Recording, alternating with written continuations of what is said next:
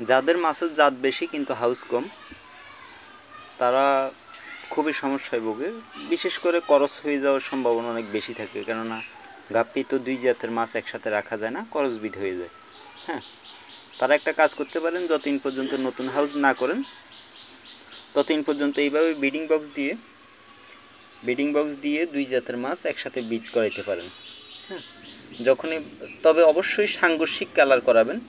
যেমন আপনি যদি ব্লু করান, ব্লুর সাথে রেড, হ্যাঁ, এইভাবে যদি হয় তাহলে বাচ্চাগুলোর লেজে একটু কালার আসলেই আপনারা তখন আলাদা করতে পারবেন। যেমন আমার এখানে আছে পার্পেল মুজাইক, এই যে পার্পেল মুজাইকের বাচ্চা, আর সাথে আছে ব্লু পান্ডা। তাহলে ব্লু পান্ডার কালার একটু ব্লু আসবে আর এটা হোয়াইট কালার আসবে। তো এভাবে চাইলেই আপনারা একই হাউসে দুই রকম মাছ করতে পারেন, এবং যখনই লেজে কালার আসবে তখন আপনারা সেটআপ পরিবর্তন করতে পারেন।